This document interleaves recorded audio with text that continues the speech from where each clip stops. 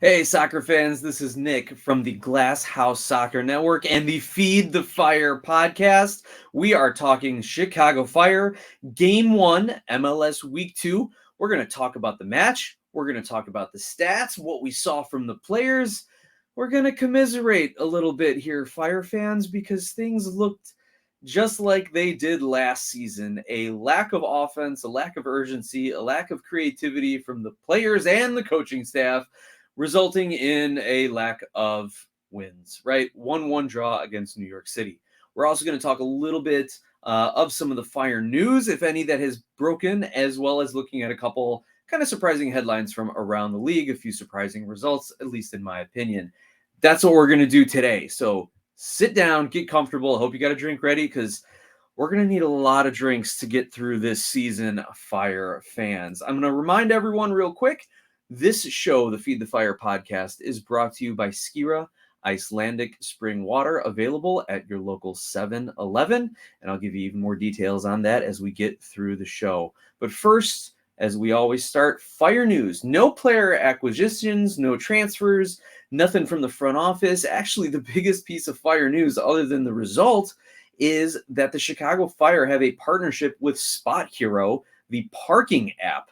And that will help fans as they go to Soldier Field to be able to find parking not at Soldier Field, because as a lot of people on social media were posting and tweeting and ranting about, parking at Soldier Field is more expensive than a ticket to the Fire game itself. For those buying, $20, $25 tickets, which are, average price for the Fire and decent seats. I think my family went for just under $150 last year, and there's 5 of us. But parking is $30, $35, especially when you add in all the fees from Chicago, Cook County, and Soldier Field itself. So, yeah, Spot Hero's partnership with the Chicago Fire should help fans save a few dollars on parking. Okay, that's the big news, right? And how terrible is your club when your big news is the discounted parking? Anyway, let's get into the match review. The way I like to break things down, I'll look at some of the numbers. I'm assuming we all watched large chunks of this game, if not the whole thing. Let's look at some of the numbers. Let's see if that matched up with our eye test, and then we'll kind of rate the players and then get into, the usual ranting and raving about things here that we can all get on board with. So as we all know, this was a 1-1 draw.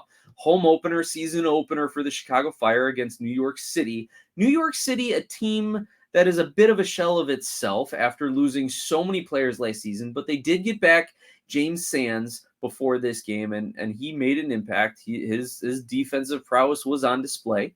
And the goals come from Gabby Pereira in the 39th minute for New York City, and just like we all predicted for the Fire, Fabian Herbers scoring right in the 75th minute, and that is our 1-1 draw. Now, if we look at some of the stats here, and these numbers are per MLS Soccer, possession was about even, about 50-50. Maybe you give a 51-49% edge to the Chicago Fire. Both teams had 9 shots. New York City 3 on target, the Fire 1 on target. You look at total passes, the Fire completed 422 passes.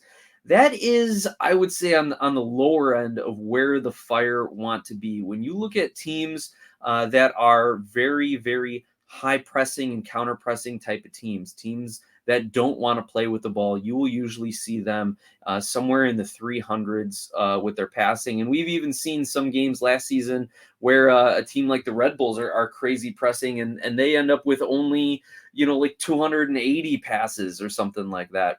The teams who have extremely high possession and the teams who really play a lot of small passes, a lot of, if you want to call it tiki-taka, if you want to call it just little kind of transition moments, establishing rhythm, dominating tempo, or slowing the game down and passing in your defensive third and middle third, you're going to see them in the 600s at a minimum. And we've seen some games where teams get into the 700 and 800 numbers of completed passes when they're absolutely dominating. I'd expect to see something like 70 to 80% possession when you get those kind of passing completion numbers. But the Fire in their game against New York City, 422 passes. So on the lower end of what I would want as someone in the Chicago Fire locker room or on the bench.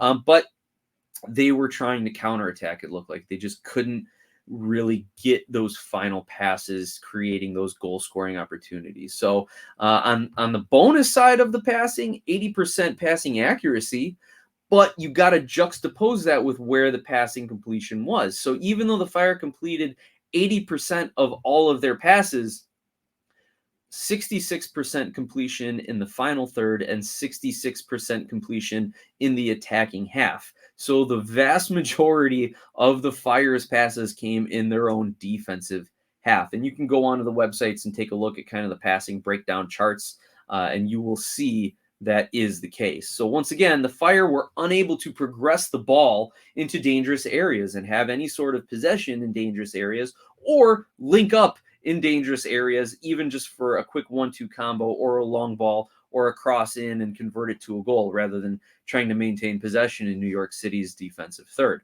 Now, that to me does match up with the eye test and what I saw in this game. It's that the Fire were passing the ball for the sake of passing the ball. They had no idea of how to actually progress the ball through passing other than maybe bombing it into the channels and trying to let Kai Kamara in the second half or Chris Mueller run onto it in the corners, in the channels, and then try and make something happen. Which leads me to my next point, short point. Great, yeah, Kai Kamara, good striker. Maybe he could have gotten us a goal if he wasn't having to run down balls in the channels. They're not playing him in the right spots. That goes back to coaching. That goes back to people's criticism of where Shaqiri's been playing, where Gutierrez has been playing, where some of the central midfielders have been playing around the pitch.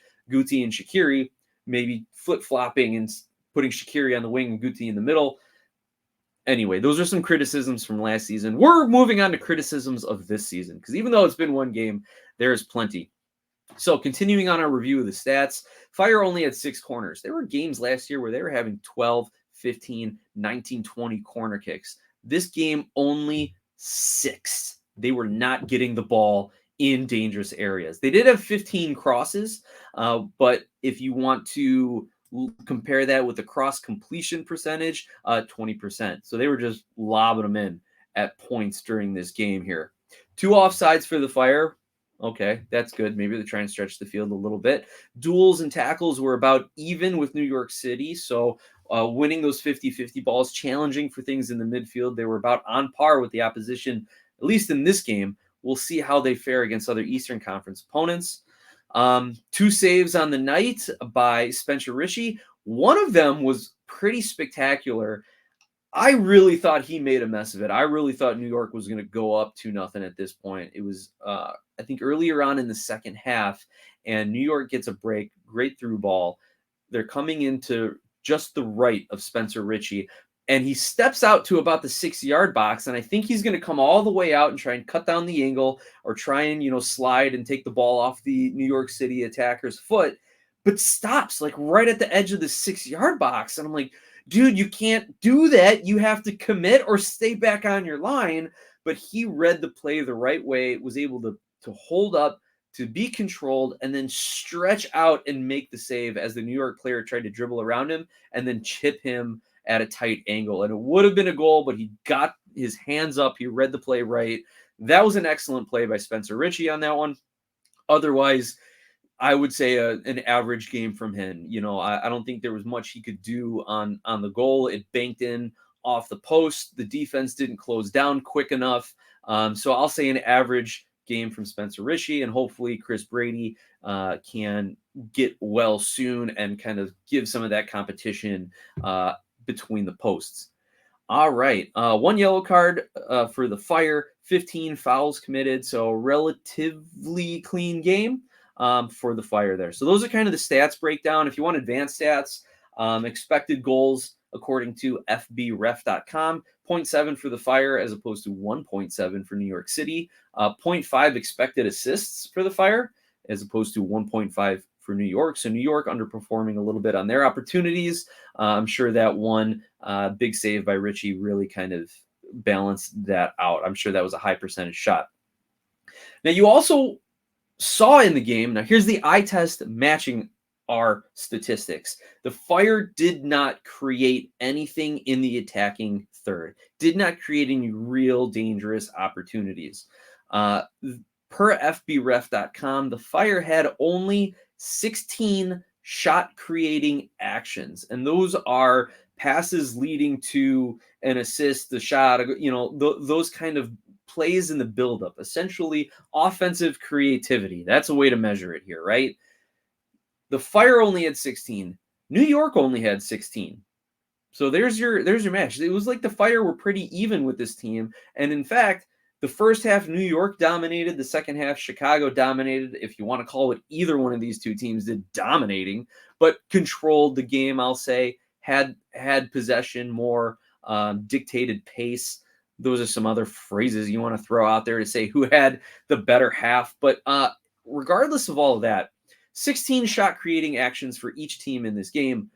The league average after 2 weeks of play, after 2 games, is 19. So on average, MLS teams are creating 19 shot creating actions per game. So the Fire are below average in that, and with their expected goals of this match being anywhere between 0.6 and 0.8, depending on which stats company you look at, they are probably at the very bottom, despite only playing 1 game at home against a struggling, I'll call them a struggling NYCFC team. So the lack of offense, the lack of creativity, having to rely on your defense to bail you out, and Arnaud Soquet came back and bailed people out, bailed himself out when he was getting pulled out of position, trying to get forward and assist with the attack.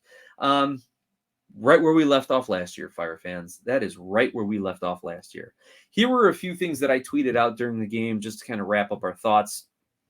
My halftime thoughts were that the Fire defense hasn't adjusted to Federico Navarro's early substitution. And in fact, Fabian Herbers gave a post-game locker room interview on just that. And he pretty much said, like, you got to go out there and play, right? Everyone's prepared and ready. Supposedly, they just got to go out and play. And I said both teams could use an early second half impact sub. And, well, the Fire used their subs. I think they used all 5, if I'm not mistaken, at least 4. And in that second half, they did have the momentum. They did kind of dictate the way the game was played and got the goal from Fabian Herbers with a little bit of luck, but no one's going to question that when it gets in the back of the net. He was in the right place to take the right shot, and it wound up in the back of the net. So good for him. So maybe the subs did have an impact. However, I'm still not going to credit the coaching staff with making good decisions on the substitutions. These were all out of necessity due to injuries rather than actual tactical adjustments or what they were seeing on the field. So I'm not bailing out the coaching staff yet. My full-time thoughts were just that. Like, was it the subs or was it all the subs? Was it Gaston Jimenez coming in, or was it the fact that they pretty much changed half of their lineup throughout the course of that second half? New York City also seemed to stop pressing so high without James Sands there. I think he also got subbed off. And we saw that last week with New York City's game against Nashville, that they kind of sagged back a little bit more in that second half, despite not having a lead in the Nashville game and despite only being up 1 goal against the Fire. They kind of sagged back a little bit and allowed the Fire to get into the game. So hopefully for New York City fans' sake, they can rectify that as the weeks go on. And my other full-time thought, which I mentioned, was why is Kai so frequently out on the wing? Why is Shabilko so frequently dropping back into our own half to try and get on the ball and receive a pass? These are problems that need to be addressed. Speaking of individual player takeaways, Shabilko's done as far as I'm concerned. Last year, we gave him the benefit of the doubt and gave him a run of games. After the way he muffed his chance to put the Fire up early, I'm done with him. I am done with him. His head is not in this. He doesn't want to be here. He saw them sign Koutsias, young U22 initiative striker. He saw them sign Kai Kamara, and he saw them bring Victor Bezerra up from Chicago Fire 2 and went, well, that's it. I'm just going to be here, go through the motions, and collect my paychecks, because that's what it looked like from Kasper Shabilko in his first half of this game. So I hope he's done. The other thing, though, is we can't rely on Kai Kamara. And that's not a knock against Kai. We need other players to step up, first of all. Secondly, you can't rely on Kai to score if he's not getting service. And third, you can't rely on him because he was off on the wings at sometimes chasing down balls. And maybe that's not his fault. Maybe he just needs to stay in the middle, but he's going to go try and make a play. And people were praising him last season in Montreal for adding the assists totals. I think he had 7 assists during his year with Montreal. Not that he played a lot early on, but not a terrible number for a striker to have 7 assists. So maybe he's trying to mix it up and be that for the Chicago Fire. But we can't rely on Kai to do everything in the offensive third. There needs to be a lot more, himself included. Brian Gutierrez was absent this game. I did not notice him making an impact on anything. Mueller was getting into the channels, but he ended up on the ground a lot. He was going down the ground way too easy, and I'm worried that he's going to get a reputation with the officials, with pro referees, of that kind of player, that as soon as he gets into the box, as soon as he feels a little contact, he's going to go down, and the refs are never going to call a penalty or never going to give him a free kick in and around the 18 in the attacking zone. So I like Mueller a lot. I just wish he would stay on his feet a little bit more. That, I think, is everything. The one other coaching thing I want to get on, Frank Klopas. I don't know why he's still on the bench there. Does he have some sort of blackmail or like lifetime contract with Major League Soccer? He was doing a lot of the coaching during the downtime, dead balls, injury time. He was the one that was getting out on the sideline with the whiteboard, doing everything he could to coach up some of these guys in the midfield. Clearly it didn't work. And Klopas has a terrible coaching record with the Chicago Fire, both as head coach, interim coach, and assistant coach.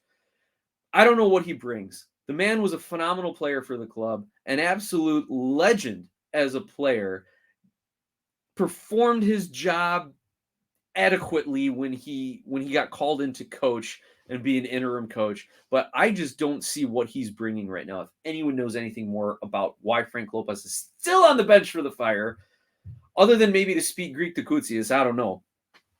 Please tell me. You can find me on social at Glasshouse Soccer or email me glasshousesoccer@gmail.com. All right. All in all, like we started the segment off with, same old Fire. No coaching adjustments, no creativity in progressing the ball, and nothing in the final third. So at this moment, we're going to take a short break to recognize our sponsor, Skira Icelandic Spring Water. Icelandic for clear. Skira water comes from a spring in a government-protected nature preserve in Iceland with naturally low mineral content. This isn't your average water. Clearly, pun intended, it's one of the best. And I can vouch for that. In October, it was my anniversary trip. We went to Iceland. We drove by it. Yeah, it's protected. No one's getting in and out of there. So you know you are getting the best water that you can find here in the States, the best bottled water. It's available at your local 7-Eleven. Go pick up a bottle. You're going to need the water to stay hydrated and cool your throat and your vocal cords as you are yelling at the Chicago Fire this season. With that, we are going to pause briefly on the YouTube side, and we are going to splice in our audio for our podcast exclusive take on the Chicago Fire's latest match from our good friend and supporter of the show, John Donovan. So with that, we thank John for contributing, as always, to being a sponsor of the show. John and I have gotten to know each other over the last several years. The man loves soccer. The man loves a winner, and he loves the Chicago Fire to want them to be that winner. So, John, thanks again for your insight, and hopefully next week we can get 3 points, but it doesn't look promising because the Fire's next match is March 11th at Philadelphia, the Union, the reigning Eastern Conference champions, the de facto best team in the East on paper. Now, Philly's interesting because they're coming off a 4-1 victory over the Crew in their opening week. Then this past weekend, they lose 2-0 to Miami. Miami no slouch, though, but there's talk that they were rotating the roster because they wanted to have a good showing in their CCL, their CONCACAF Champions League match against Costa Rican side Alianza. And that game is on Tuesday the 7th, tomorrow. So maybe the Fire get lucky that Philly are rotating their squad, that Philly take them lightly and underestimate them, which would be fair, let's be honest. And the Fire could get lucky and maybe steal a point on the road from the Union. However, that would be best case scenario. I think maybe another 1-1 draw here would be best case scenario for the Fire. The Union have excellent defense. I think last year they had a historically good defensive season for the MLS, and they bring back just about all those players. And you know that they are going to want to get 3 points in the league after dropping a game to Miami. So this is going to be really, really tough for the Fire to go get a win or get a point even at Philly at their next match. Now, let's wrap up the show here with a little bit of banter. There's been a lot going on. We have seen the new kit, and my take is meh. It's a kit. It's not terrible. It's not wonderful. The only thing I laugh at is that it's a confetti design, and the Fire have had nothing to celebrate in a long time. Also, just want to leave you with a few thoughts, things around the league to pay attention to. St. Louis with another victory. The expansion team now has 6 goals in 2 games and 6 points. They are coming out flying. What a home opener. What a franchise opener for this team. By the way, St. Louis only one of 4 teams that has 2 wins in 2 games. The other Western Conference team is Seattle, who looks to have a little bit of their old mojo. And in the Eastern Conference, Miami and New England are the only 2 teams with 2 wins in 2 games. Couple other storylines. I noticed there was a little flip into the script this opening weekend where you had the Crew get stomped in their opener and then to Philly and then come back and beat DC 2-0. DC, who, again, had a crazy opening win and then now come back and drop 2-0 to the Crew. And then the Miami game, Miami with a 2-0 win over Philly. Crazy stuff at the top of the Eastern Conference. We'll see how it plays out over the course of the season.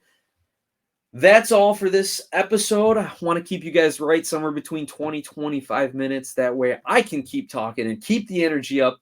That way you guys got things to do. We're all busy people here. I'm not going to lock you down for an hour or so.